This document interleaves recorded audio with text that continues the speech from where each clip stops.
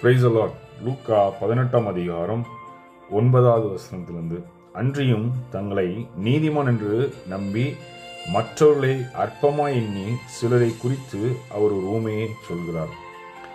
தன்னைத்தானே பெருமையாய் நினைச்சு மற்றவங்களை அற்பமாக நினைக்கிறது குறித்து இயேசுவே ஒரு ஊமையை சொல்றார். பாருங்க, 2 மனுஷர்கள் ஜெபம் பண்ணும்படி தேவாலயத்துக்கு போனார்கள். ஒருவன் பரிசேயன், மற்றவன் ஆயக்காரன்.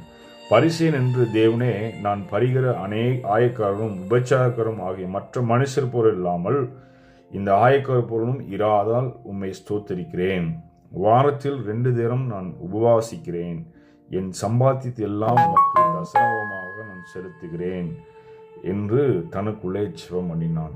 அதாவது இவன் என்ன பண்ணுறான், வாரம் முழுவதும் நான் 2 டைம் நான் உபவாசிக்கிறேன், இயேசுக்கு நான் காணிக்கெல்லாம் சரியாக கொடுக்குறேன் அப்படின்னு சொல்லி சொல்கிறான். அதுவே ஆயக்காரன் என்ன பண்ணுறான்னு பாருங்கள். ஆயக்காரன் தூரத்தில் நின்று கண்களை வானத்துக்கு ஏறெடுத்து தன் மார்பில் எடுத்து கொண்டு, தேவனே, பாவியாக என்மேல் கிருபையாயிரும் அப்படின்னு சொல்கிறான். அவன் தூரத்திலிருந்து தன்னை தாழ்த்தி தன்னை தர மட்டும் ஒப்பு கொடுத்து, இந்த பாவியாக என்னை ரட்சியும் அப்படின்னு கேட்குறான். இயேசுக்கு முன்பாக, மனுஷருக்கு முன்பாக யார் தன்னை தாழ்த்துகிறார்களோ அவர்கள் உயர்த்தப்படுவார்கள். யார் தன்னை உயர்த்தப்படுகிறார்களோ அவர் தன்னை தாழ்த்தப்படுவார்கள். இதுதான் வேதத்தின் ரகசியம்.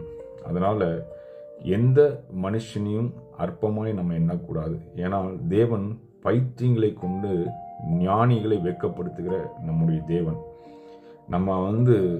நம்ம பெரிய ஞானவான் நினச்சி போனோம்னா அந்த இடத்துல நம்ம வெட்கப்பட்டு போயிடுவோம்.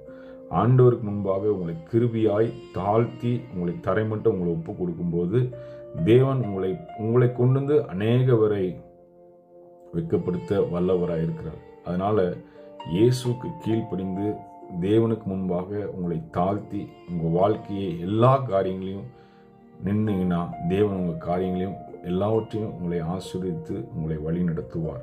இயேசு சீக்கிரமாக வரப்போகிறார். இந்த உலகம் பரலோக ராஜ்யத்துக்காக ஆயத்தமாகி கொண்டிருக்கிறது. எங்கே பார்த்தாலும் யுத்தங்களும் செய்திகளும் பூமி எதிர்ச்சிகளும் கொள்ளை நோய்களும் வந்து கொண்டிருக்கு. இந்த 3 காரியம் ஆண்டவர் அதிகமாய் சொல்லியிருக்கார். இயேசு வேதத்திலே அதிகமாய் பேசினது பரலோக ராஜ்யத்து குறித்து தான் அதிகமாக பேசியிருக்காரு.